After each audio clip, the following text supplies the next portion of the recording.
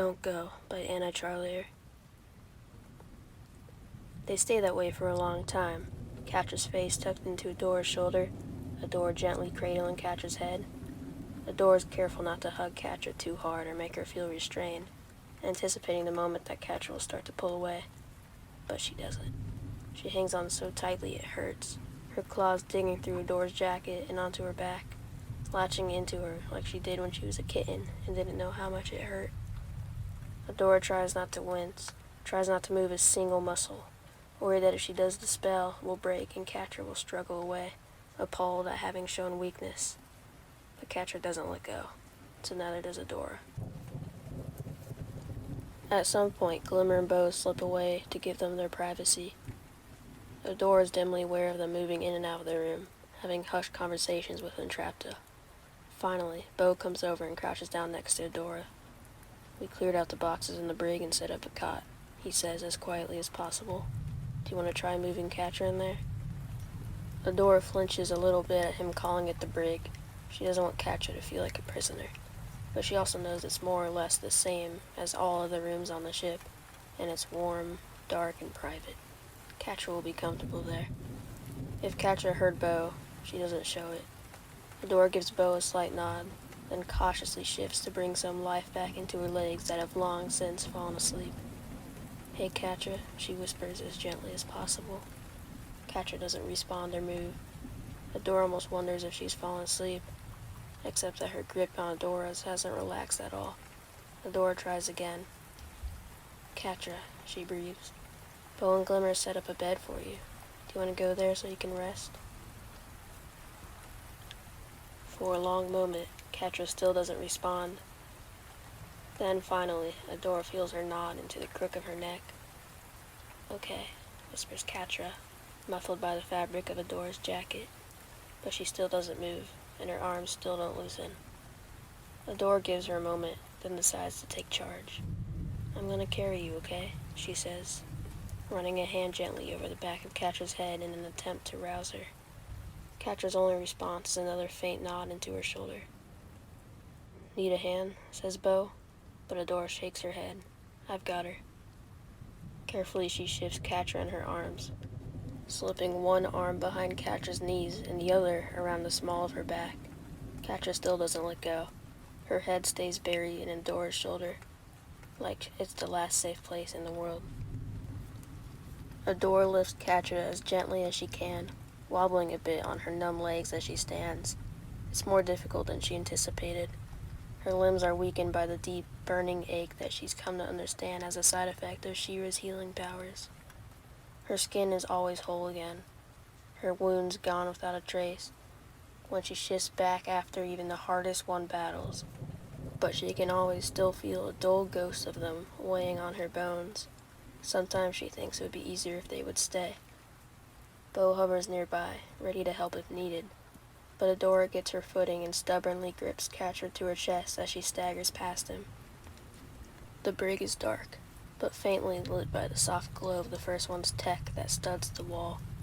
It's the smallest room on the ship, but Adora thinks that's a good thing. It feels cozy, safe. She lowers Catra onto the cot, her muscles screaming, waving Bo away once she's made it.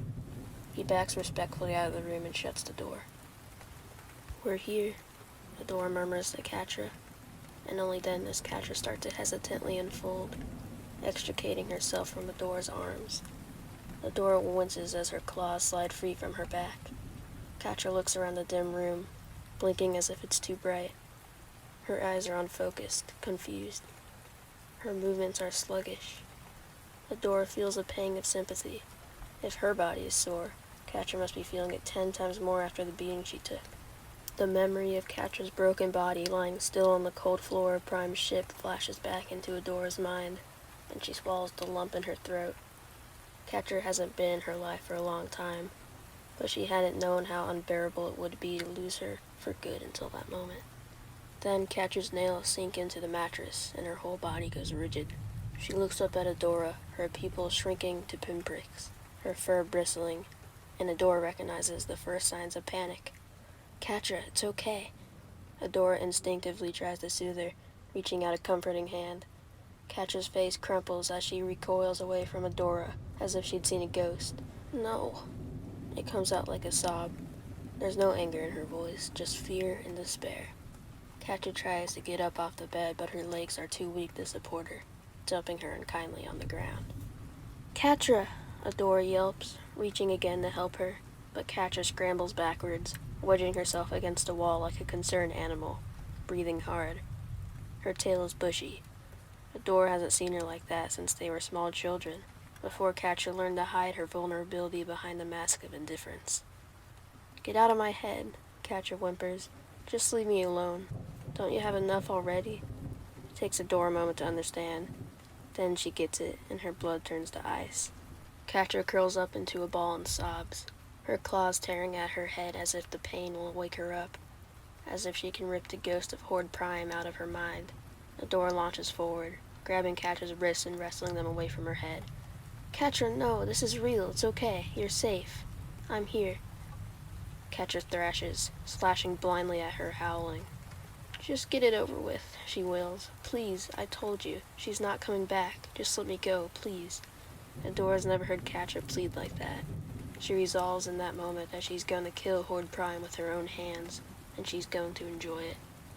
Adora throws herself bodily on top of Katra, tackling her to the floor. She gets her flailing hands pinned, but not before taking a claw to the face. Katra squeezes her eyes shut, turning her face desperately away, her chest still heaving with sobs. Katra, Adora speaks as firmly as she can. Katra, stop. This isn't a Horde Prime mind trick. I'm really here, and you're being a major pain in my ass right now. Katra opens her eyes, looking up at Adora's face in confusion.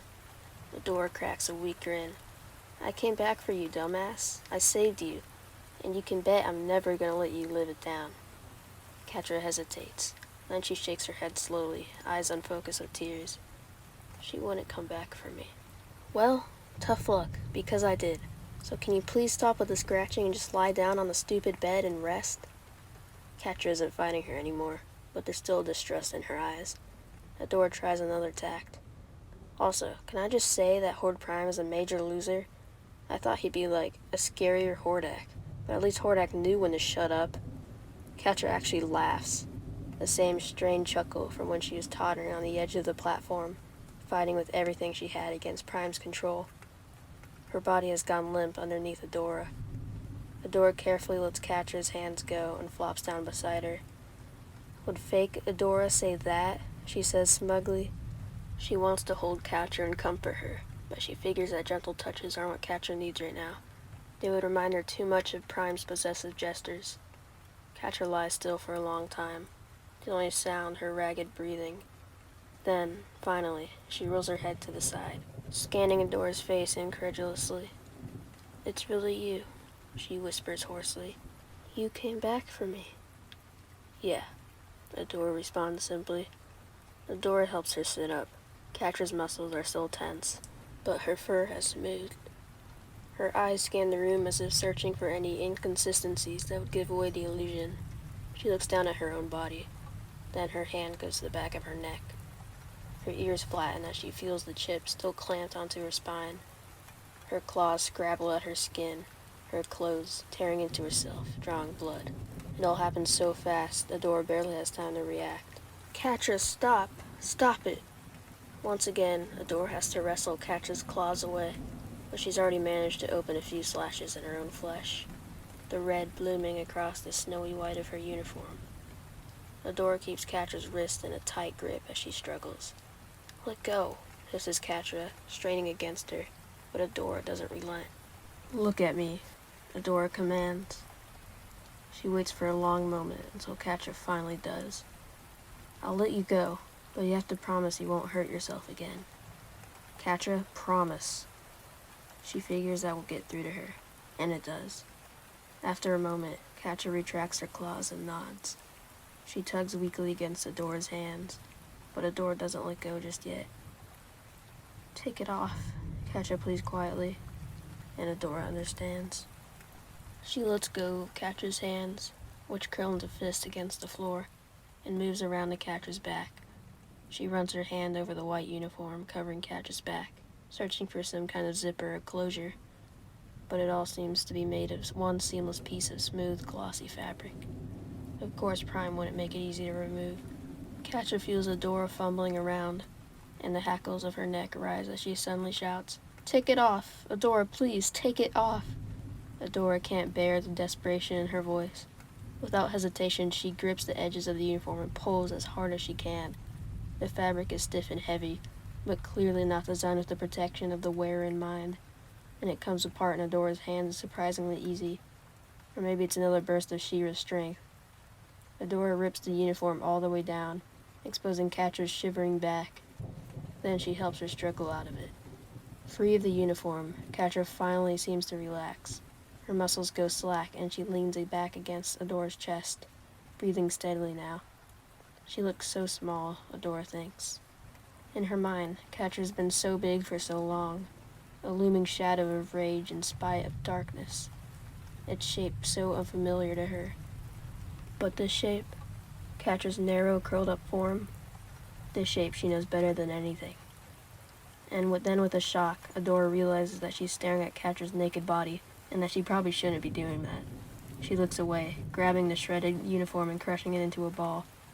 "I'm going to throw this out of the airlock," she announces, and she feels the slightest rumble of Catra's chuckle in response. Adora carefully extricates herself from Catra and stands up, still averting her eyes. "I've got some extra clothes. I'll bring them to you. Do you need water? I'll bring water too." With that, Adora rushes out. She practically sprints through the ship. She doesn't want to leave Catra alone for more than a moment. She bursts into the bigger bunk room where they've all been sleeping, and catches Bo and Glimmer cuddling on Bo's bed. Glimmer's head snaps straight up from where it had been nested on Bo's shoulder, blushing furiously. Adora doesn't have time to go into whatever that is. She gives him a quick, knowing smirk, then raids her bag of clothes, pulling out a clean gray top and matching shorts. They look just like the standard issue ones she had once worn in the Horde. She had the Bright Moon tailors make them to her specifications. The familiarity had brought her comfort, and she figures they would for Catra too. "Everything okay?" asks Bo. "Fine," Adora responds. "Hey, this ship has an incinerator, right?" "Yeah, it's right outside the cargo hold." "What?" But Adora's already off. As she rushes out of the bunk room, she feels something soft in her head and realizes Glimmer has thrown the blanket at her. "Take this too," Glimmer shouts after her. Adora finds the incinerator, a small square door in the hallway intended for garbage, and shoves the Horde uniform inside. She closes the door, imagining the white fabric going up in flames, burning away to a crisp, and with it, every trace of Prime's cruel, lingering touch. When she's satisfied that the garment is definitely destroyed, Adora sprints to Catra's room, stopping only briefly in the galley to grab a bottle of water. When she steps back into the brig, she finds Catra on the bed, curled up into a tight ball. The brig is right next to the engine room, so it's one of the warmest places on the ship, but Catra's shivering. Her head shoots up at the sound of the door, eyes wide with terror. "It's okay, it's me," Adora soothes. She crosses to the bed and lays the clothes out next to Catra. Seeing her eye the bottle of water, Adora hands it to her, then waits as Catra drinks greedily. She resists the urge to try and help her as Catra slips on the clothes with clumsy, shaking fingers. The last thing Catra needs right now is for Adora to act possessive. "How are you feeling?" Adora ventures. Catra sighs, laying her head back down on the mattress. "Like shit." Adora nods in sympathy. "I know, I'm sorry. Magic or not, the healing process sucks. You should try to sleep. It's really the only thing that helps." "I don't suppose you have some other magical power that would keep me away from dreaming?" grumbles Catra. She's still shivering, but she looks calmer than she has since she woke up. The scratches she left on herself aren't deep and have stopped bleeding, so they'll probably be fine without treatment. Adora gently draws the blanket over her and starts to stand up, intending to give Catra some privacy so she can't sleep. But Catra's hand closes on Adora's wrist before she can pull it back, hanging on tight. Her eyes meet Adora's. Where before they were dim and unfocused, now they were clear and piercing. She holds Adora's gaze unrelentingly. "Why did you come back for me?" she demands. Adora's voice trails off in the silence. Catra doesn't let go. The only sound is the soft, muffled humming of the ship's engines as it moves through space, away from Horde Prime. "Because," she trails off again. What is she supposed to say? "Because you're Catra," she finishes weakly. Katya flinches. Her hand slips from Adora's and she rolls away, so small under the blanket that she almost disappears. Adora listens to the ship's beating heart in the silence, not sure what else to say. "You should sleep," says Adora, once it's become clear that Katya isn't going to answer. Katya doesn't respond, doesn't even move. "I won't be far," Adora adds. "If you need anything, just call for me." Still nothing. Adora's heart is pounding. She doesn't want to leave Katya alone. She doesn't want to let her out of her sight ever again. She wants to lie down on the mattress next to her and pull her against her chest and stroke her hair until she falls asleep. And she wants to be there if Katya has a nightmare or tries to hurt herself again. And she wants to wrap Katya in her arms and absorb her into her chest where she'll be safe and never feel pain or fear again. But she can't. She's never been able to do that for Katya, as much as she's wanted to. And every time she tried, it just made things worse. Adora stands and leaves the room, pressing the panel to close the door behind her. She walks far enough away that Katya will be able to hear her footsteps retreating, then slips her shoes off and tiptoes back as quietly as she can. She lowers herself to the ground and leans against the door, listening as hard as she can for any sound of distress within. If Katya needs anything, she'll be there. She's not leaving her again. The ship rumbles and creaks as it moves through space, away from Horde Prime.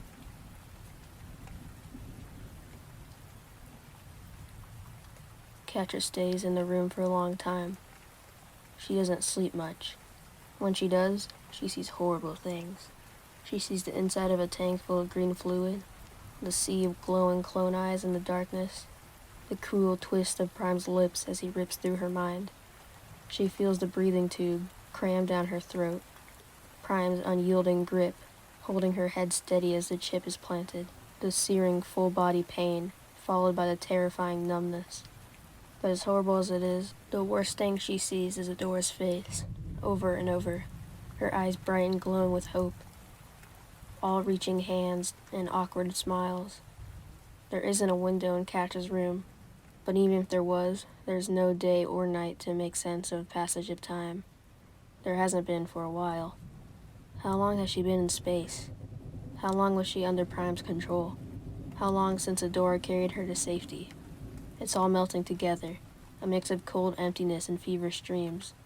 Katya thrashes from side to side on the bed, kicks a blanket onto the floor, grips her head, but she doesn't cry out. She knows that if she does, Adora will come to help her, and she can't bear to see Adora's stupid, hopeful face again. After a while, Adora comes back to check on her. Katya pretends to be asleep. She hears Adora set another water bottle on the ground beside her bed, feels her pull the blanket back over her. She's angry at that. The familiarity of it all when she should be glaring at Katya through the bars of the prison cell. But she doesn't stir. She can't look at Adora in the eyes again. Adora keeps coming back to check on her, and Katya feigns sleep every time. She doesn't touch the water bottle even though her dry throat aches, because then Adora would know that she had been awake. But eventually, she slipped into the shallow dreams again. The green fluid, Prime's smirk, the pain, his voice. And that's when Adora happens to check in on her again. At the sound of the door, Katya sits bolt upright, her heart pounding out of her chest and a terrified scream bursting from her mouth before she can choke it down. And just like that, her cover's blown. And Adora's looking at her with that same stupid, hopeful look, like Katya hasn't spent years trying to burn her and everything she loved, and she can't stand it. So Katya does what she always does.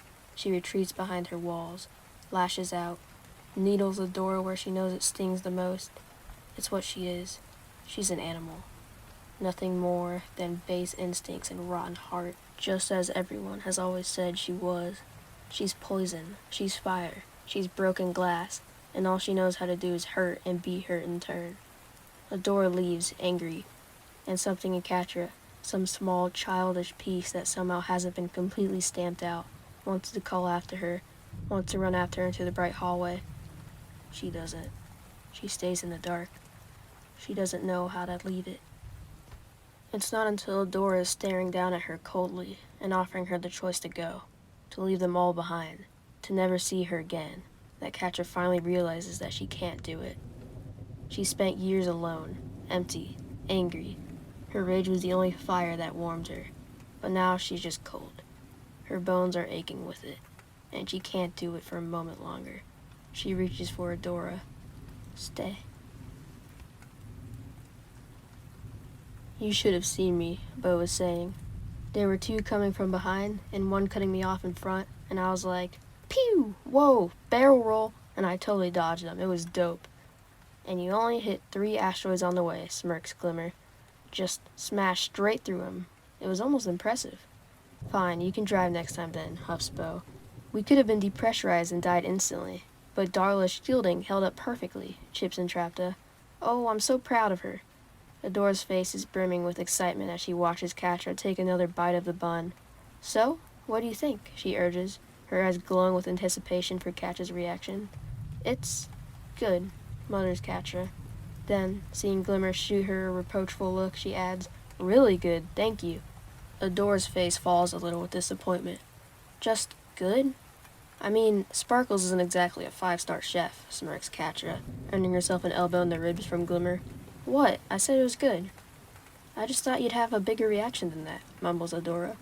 The first time I tried real food outside of ration bars, it blew my mind. I couldn't stop eating it. Catra raises an eyebrow.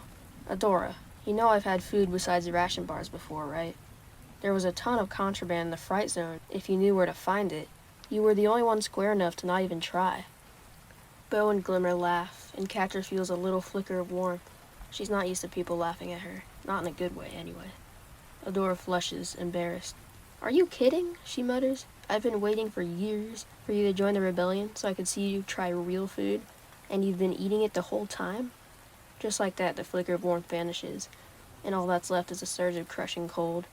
Bo makes another joke, but his voice sounds muffled and far away. She feels like she's drowning. Without a word, she stands and leaves the circle. Catra? Adora's voice is the only one that pierces the roaring in her ears, but she doesn't turn back. She can hear Glimmer murmur something, and she knows she's telling Adora to give her space. As soon as she's out of the room, her legs get weak. She's almost made it back to her room when they give out altogether, and she stumbles against the wall. It feels like her lungs are being constricted by the heavy pressure on her chest. It feels like all the blood has been drained from her body. She slides down the wall to the floor, gasping for breath. And then her gasps turn into racking sobs, so deep and heaving that they're almost soundless. I've been waiting years for you to join the rebellion. She said it so casually, like it had really been that simple, like Catra could have just chosen to walk away from the ceaseless misery of the fright zone anytime she wanted, chosen to eat good food and be with Adora and be happy. And she could have, couldn't she? Every sleepless night, every torment inflicted by Shadow Weaver or Hordak, every rage-filled breakdown, clawing at the walls and her bed and her own body. It had all been pointless. It was all just wasted time. She could have walked away from her pride and her rage and her need to destroy. Instead, she let herself be consumed by it until there was nothing good left in her, and the world was burning around her. What if it's too late? The pressure in her chest has settled in her stomach. It makes her feel like she's going to throw up. She's retching with every breath, but nothing comes up, just more sobs. She lets them come. She cries until she's empty. Her eyes ache and her body is sore and heavy. She lies there, too exhausted to move. She hears someone coming around the bend in the hall, and she tenses. She doesn't want Adora to see her like that. But it's not Adora. Entrapta's eyes are fixed on her tracker pad. She almost steps on Catra before noticing her. Oh, sorry, she says brightly. I was just on my way to see how Darla's reboot is going. Then she notices Catra's tear-streaked face, and her eyes widen. Oh, are you all right? Catra doesn't answer right away. Entrapta fidgets, clearly incredibly uncomfortable with the situation. Do you need medical attention? I'll just go get someone. Entrapta, says Catra at last, raising her head. How'd you do it? Entrapta cocks her head quizziacally. How'd I do what? How'd... Catra swallows, her throat raw. How'd you get them to forgive you? How'd you forgive yourself? Entrapta considers the question, playing with the ends of her pigtails. I don't know, she admits. Adora and Bo came to rescue me after I messed up with their runestones, even after I made robots to hurt them. even when my portal machine almost destroyed reality. Catra flinches and looks away, curling in on herself, shivering. Entrapta sees the reaction and panics. She does the first thing she can think of and lunges for Catra's hand, holding it in an awkward grip. Catra's teary eyes meet hers, shocked. Entrapta looks shocked too. Then she decides that she needs to commit and squeezes Catra's hand a little more firmly. I think they came back for me because they believed that I could be better, she says, clearly choosing each word as carefully as she can. They wouldn't leave me, even when I asked them to. So I decided I wanted to be the person they thought I was. At first, I didn't know how. I kept messing it up, but they didn't give up on me. I don't think they've given up on you either. You just have to keep trying. There's a long moment of silence, Entrapta doing her best to hold Catra's gaze even though it's clearly killing her. She doesn't let go until Catra gives her a small, wavering smile and squeezes her hand slightly in return. Satisfied that her gesture was successful, Entrapta extricates herself and steps back. Catra watches her. You've come a really long way, murmurs Catra. Thank you, says Entrapta proudly. I learned the hand thing from Beau. It seems to really comfort people. She sizes Catra up, then nods decisively. You need new clothes. I'll make you some. A spacesuit, too. Do you want your helmet to have ears? I'm giving it ears.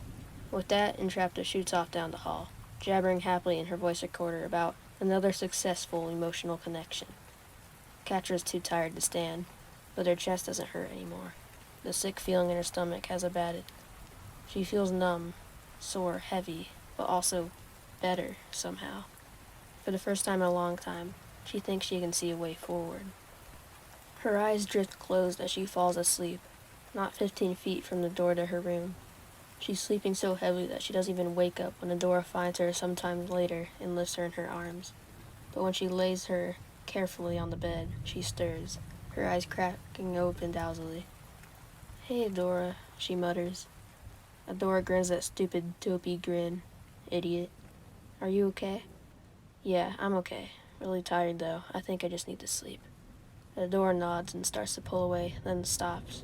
Catra's hand is wrapped around hers. Gentle, claws retracted, but firm. She doesn't say anything. Doesn't even meet Adora's eyes, but she doesn't let go either. Adora takes a risk. Hey, Catra, she whispers at last. Is it okay if I sleep in here tonight? I think Beau and Glimmer are making out in the bunk room, and I don't want to go back there. Catra chuckles, a low rumble, almost a purr. Adora smiles. She likes making Catra laugh. If you want, Catra murmurs. Adora stands up, triumphant. I'll go get another blanket. I can take the floor. She's heading to the door when Catra's voice stops her. Adora... Adora looks back questioningly. Catra looking at her now, her blue and gold eyes bright in the dim room. Don't be an idiot, Catra says at last. The bed is huge. Wow. Slowly, carefully, Adora lowers herself onto the bed beside Catra. She lies stiffly on her side facing Catra, but they don't touch. She stares at Catra, eyes wide, as if she'll move too quickly and scare Catra away. After a tense beat, the corner of Catra's mouth curls up in a small smirk, bearing one pointed fang. Take your stupid ponytail out, dummy, she says. You're gonna lose all your hair before you're 30 if you keep sleeping with it. Adora glares at her, but relaxes, yanking out her hair elastic and slipping it around her wrist. Her hair falls around her face, messy and sweaty. She shoots Catra. There, happy now? Look. She looks tired, too. Catra holds her gaze. She blinks slowly, wondering if Adora even remembers what that means. Adora reaches out suddenly and brushes the short bangs framing Catra's face. Catra jumps a little at the unexpected touch. Adora quickly withdraws her hand, self-conscious. Sorry, she says. I just like it. The hair. Catra rolls her eyes, trying to be nonchalant. I guess that's one thing I should thank Prime for, at least. For giving me a nice haircut. No. Adora sounds horrified at the thought. I just meant, Adora, it's okay. Catra curls towards Adora, just a little, still not touching her. It was just a joke. I'm glad you like it. It feels lighter. They're holding each other's eyes, unwavering, neither wanting to be the first to look away, not sure what to say next. Then, thanks, whispers Catra in the silence, for saving me. Thanks for coming back. Adora's eyes widen in shock. She's so dumb. Every emotion she feels written across her face, easy for anyone to read. Maybe Katya could learn to be a little more like that. I couldn't leave you, Adora whispers back. I'm going to be better, says Katya, squeezing her eyes shut. I've hurt you a lot. I'm sorry. I'm not going to do it again. But I know sorry doesn't fix everything. And if you ever want me to go, I'll go. Katya feels the mattress shift as Adora shuffles closer, close enough that Katya can feel her breath on her face. I don't want you to go, she says. I want you here, with me. I really missed you, Katya. That's when Katya bridges the gap. It's not much, a slight brush of her tail on Adora's leg, light enough that it could have been an accident. But she doesn't move it. She leaves it there, an unspoken request, until Adora gets the point. Adora slides closer and curls around Katya, draping an arm around her, pulling her close. Katya tucks her under Adora's chin, nestling into the warmth of her chest. The embrace is a little awkward, not as easy and careless as it had been when they were children, but it doesn't matter. It's a start. Katya can't keep her eyes open anymore, as she drifts off into the deepest sleep she had in years. Adora can feel the soft, creaky buzz of Katya's purr vibrating against her chest. She can't believe this is happening, but she's too tired to question it. She buries her face in Katya's hair and lets her purring lull her to sleep. The ship moves quietly, peacefully through space, on its way home.